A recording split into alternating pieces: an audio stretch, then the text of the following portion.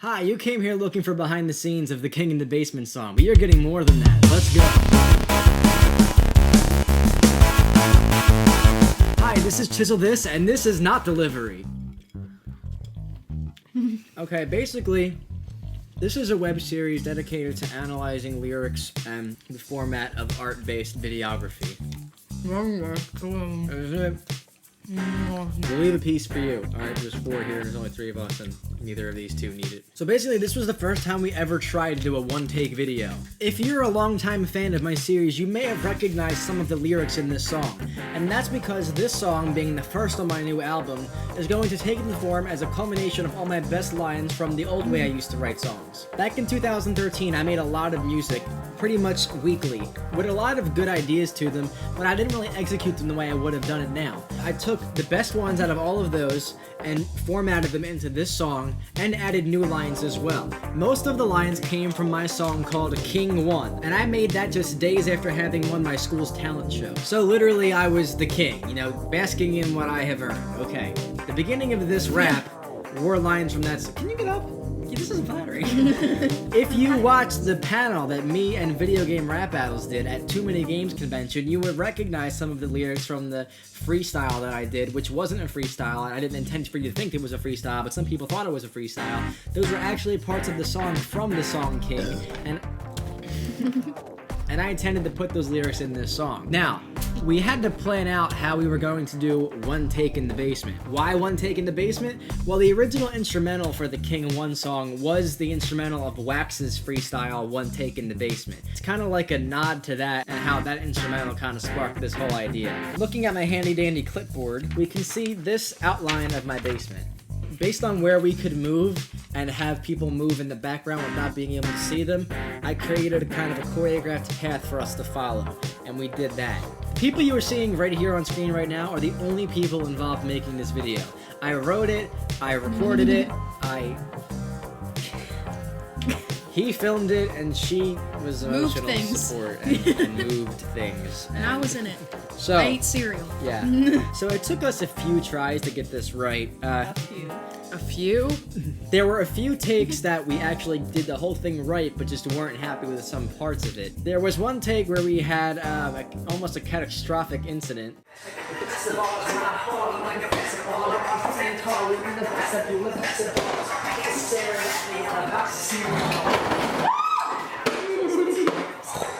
What? What?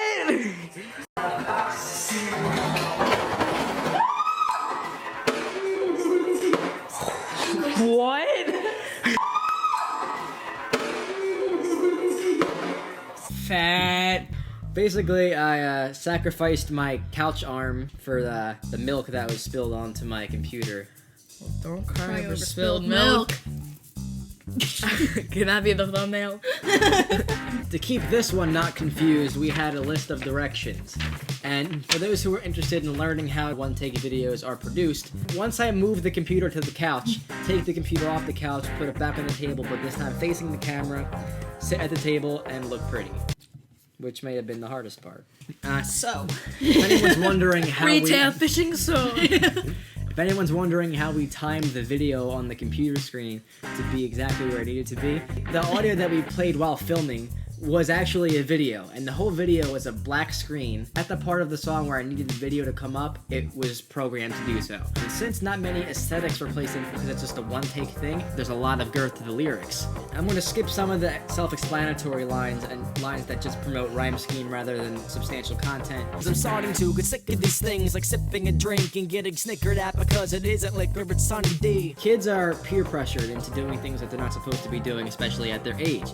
And if they decide to abide to the laws that are given to them by the government or just morality, people see that as, something to look down on. I prefer drinking Sunny D rather than any sort of alcohol, and because I'm strictly against alcoholism, and I'm just getting sick of people making fun of me for it. Get all your boys to gather round in a cloister. I'll hoist the oysters off the porch and stick a fork in your pointers. I'm going to fornicate your joints if I don't make your ointment moister and your coronate. Foil's face is not supportive torture. We draw an analogy with oysters here, but in the middle of that is stick a fork in your pointers. A lot of the material in the song is directed towards people trying to, not trying to tell me what to do, because I encourage people to give me criticism and suggestions, but actually people being discouraging and people not really understanding the point of certain things. And that's why I made the series, to convey that message to you if you don't quite get it. If I'm going to stick a fork in your pointers, basically going to kill the advice that you're trying to give to me, otherwise known as pointers. But also it's funny because forks have points on them. So if I were to be sticking a fork into points, it wouldn't really stick, which is another metaphor for saying that your advice is basically flat. There's no pinnacles of like great points that you're giving me, just like you suck or you're terrible or you can't make a video. Wow, it's great. Great criticism right there. So I'm saying that your pointers are actually not pointy, they're actually just flat and non-substantial, and therefore I will be able to stick a fork in them and it'll stay there because it's vulnerable. Hoist the oysters, I'll fornicate your joints. The word al fornicate means two things. One, to make it sort of al forno. Al forno is the opposite of al dente, which means that the pasta is soft. The connection with the oysters is that oysters are a form of aphrodisiac, meaning that it stimulates your appetite for sex. And it's some kind of chemical hormone that, for some reason, oysters have. You would cover my ears. Whatever. So basically, I'm going to hoist the oysters off of the boat and feed them to you if what I'm doing isn't stimulating you to actually not be sexually attracted to me, but feel as though I'm something that's worth watching. This is basically slapping people in the face who straight out say bad words and straight out say exactly what they want to tell you, like, you know, common gangster rap or, you know, common mainstream rap, is just telling you about how they're gonna get with girls and what they're gonna do to them. And I only say these things with an intense underlying meaning that draws connections between different things, because I don't want to be that vulgar, especially to an audience that doesn't want to understand it. So if you're offended, I'm sorry, but this is basically an analogy telling people that if I don't make you attracted to my kind of content, that I'm going to make you by getting out the oysters and feeding you aphrodisiacs. Dear Fetty Wap, who taught you how to speak. And you'll coronate my face, which would mean to crown me, which is what happens in the video, as non-supportive torture. Basically, if you don't support me, you're being tortured by being forced to put a crown on me because there's nothing you can do about it, because I'm not good. And again, I'm not literally telling you that I'm that good. Part of rapping and lyrical showcase is to promote yourself as being that good. Save the genre, make your form a taste, I call mine a delivery. A sort of glaze you paint with paste, not fake and sold exquisitely. I'm much more. Basically, a good delivery is being able to convey a message properly in the best way possible. And since the Giornos, which we just ate, since their motto is it's not delivery, it's DiGiorno. We'll sponsor you. None of this is sponsored. I'm saying that you're the type of DiGiorno, the kind of stored Frozen food. Meanwhile, Freezer I food. am Delivering the sick beats straight to your door. Ding dong. Through drones. not only that, like my delivery is a foundationally passionate at its core, and it's not something that you have to heat up to make. It's fresh. While you're just sticking stuff in a microwave and thinking that it'll be hot afterwards, I'm literally creating it and delivering it to you in a different medium. And it's already hot. Because it's And fire. fresh, like Us- homegrown vegetables. A sort of glaze you paint with paste, not faked and sold exquisitely. If you see in the video, I hold up a can of tomato paste, which is used to make homemade gravy, not pasta sauce. Sauce, crushed tomato, puree, and paste too. It's all in the paste. Because Joy uses Elmer's paste. I'm basically comparing other rappers to store-bought sauce and how people who basically aren't Italian or don't have a family that can cook proper gravy have to use that instead of actually making the things by hand. And it's also talking back to the DiGiorno line, how it's basically store-bought and frozen and heated up to be eaten, where mine is more raw and cooked with natural materials. The gravy is glazed with a sort of paste. I brown my meat, open up my cans of tomatoes. Good breadcrumbs, good meat, San Marzano tomatoes. You'd be surprised. It's all how you open the can, too. You know? Tomato paste. Tomato that paste. is, It's not essential. Elmer's. It's essential. I always eat paste. My kind of raps are not sold exquisitely. They're not marketed as like, oh, this beat is so sick and his bars are so awesome fresh. because he talks about women and getting girls in the club. I don't market it like that. You try to sell that as exquisite and you may get some people to believe I you, want this girl but on my it's face. completely separate from the foundation that home-cooked gravy has. And capitalizing on that, I will say that I'm much more different rhythmically. I'm vicious toward your mimicry of listing things said similarly and thinking it's a simile. I'm basically making fun of rappers who think that just listing rhymes one by one is a scapegoat for actually being talented. Anyone can go on a website. There's a really awesome website called RapPad that I sometimes go to just to see the rhymes that I'm missing out on, but I don't use that to just list all the words that they say in their search tool. And we see it a lot, and that's why I call it mimicry, because people think that it's so sick when people just list rhymes. And the funny part about this is that I'm sort of listing rhymes in this part by saying things that all have a similar rhyme scheme with them, but there's actually a core message to it. And it's basically ironic so that people may think, well, you're just listing rhymes, but if you're listening to this right now, I'm telling you that there's much more meaning behind it. With the way you draw connections, I would say your brain's an etch-a-sketch. That you just can't make it happen like you were Gretchen and Fetch. Check it, the best of all is when I fall, I'm like a basketballer. While I'm standing tall, you're in the vestibule of vegetables. I'm comparing their brains to an Etch-a-Sketch because it's literally hard for them to draw. If you ever seen an Etch-a-Sketch, you have to use two knobs to create lines in either a horizontal or vertical way, and by moving both of them at the same time, you can create something diagonal. It takes hardcore skill to create anything even remotely Detailed even and- remotely good or detailed on an Etch-a-Sketch. At best, you just can't make it happen like you were Gretchen and Fetch. Take this one. Well, in Mean Girls, one of the Lohan. characters, Gretchen, and the little Mean Girls group, she invented the word fetch.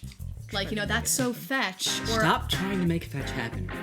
and that's what Regina George says. Basketballs are obviously bouncy, so when you drop one, it will just come right back up. So no matter how many times you put me down, I'm still coming right back up. And while I'm standing tall, coming back up, you're in the vestibule of vegetables. So you're not only not tall, but you're in some kind of lower ground level hall filled with people who just can't act or maneuver on their own and are vegetables, like the paralyzed state of people who are vegetables. Vestibule of vegetables, Also- intellectual. And also vegetables are very bad in taste. No, they're not. I catch you staring at me on a box of cereal. Here my girl has Matt and I'm hazardous material. So don't think the coincidence is any less ethereal than any of the men in Ebenezer's Christmas miracle. Reference to Wheaties, even though we had Foreos. They were he- good. Here my girl has Matt and I'm hazardous material. But Can I say this? Because a hazmat suit, it's like the stuff that protects you from hazardous material. Hazmat is an abbreviation And of she has- hazardous material. Matt. This guy is And I Mateo, have and you'll get burned. Matt. You get burned if you step For- on mats. Yo. Ash. That's Took it right out of your mouth. Don't think that it's a coincidence that she has Matt and I'm hazmat. Because it's not a coincidence. It's something that is saying that it's a coincidence is saying that, oh, you're just saying that you're hazardous material because she has you. You're not actually hazardous material. No, it's actually a core truth that I am hazardous material. Because, you know, exaggerating the truth here in Lyrical Showcase. Than any of the men in Ebenezer's Christmas Miracle. Ethereal, meaning to say, like, of another plane. And all the men who appear to Ebenezer Scrooge are basically ghosts or people from another time. Being of another plane of existence, they are ethereal. She having Matt and me being hazardous material is not a coincidence, but rather it's some kind of higher purpose that we have. It's on another dimension. My atmosphere is spherical on its structure, and these weirdos are peering in as if they could pop my bubble. If they're starting trouble, but they want to say they're not stubborn, they can kiss my assumption that they're butthurt. This whole part references how people online are basically trying to screw around with me and tell me that I'm terrible. Again, if you missed it, we did this by ourselves, no crew. I'm in my bedroom right now. There is no studio here, okay? We do the best that we can by ourselves, and that's it. And people are ignorant to that fact before they comment. Now, does that give it an excuse for being bad? No, but is it bad, especially when you think about it in this sense?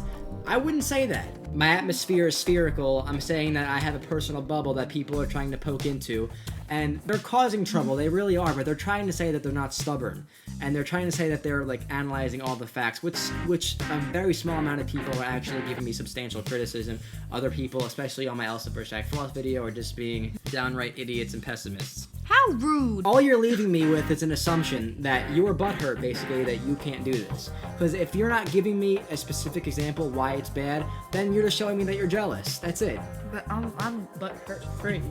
Gen 1.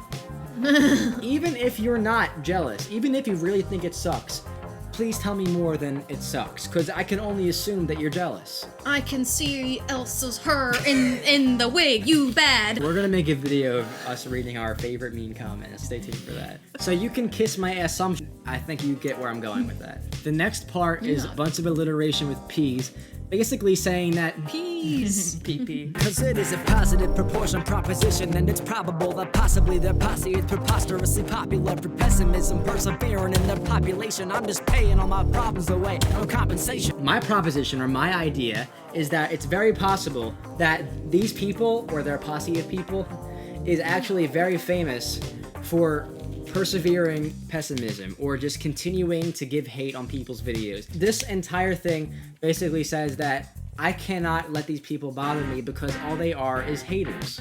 And they manifest online and they continue to grow by other people being haters and influencing other people who can be haters. But all said with P words. And I'm just paying all my problems away. I'm not really paying financially, but I'm paying as in putting in the hard work. I'm not cheating any system, and I will be rewarded for it eventually with no compensation. Basically, I'm not gonna have to pay it back. And I'm saying as anger manifests, people exaggerate that they're as oppressed, obsessed with unrest in a state of protest, as a facet to with lack of stress or acid indigestion. Someone fastens so-called strategists back into their bassinets. That whole thing is basically referencing a lot of current events right now, and also people online. All the problems that exist have to be created somewhere. I'm not going to say anything particular because I don't want to offend anyone, but I think you get where I'm going with this. People create problems. When there's not enough controversy, people want it. I can't imagine any other reason why you want to create problems other than that you're not stressed enough, or you have some kind of acid indigestion or internal sickness you think will be cured by any amount of mass attention towards whatever controversy you have created yourself. It's called white girl syndrome. This is a terrible excuse to call anyone a strategist, and they're just trying to create problems.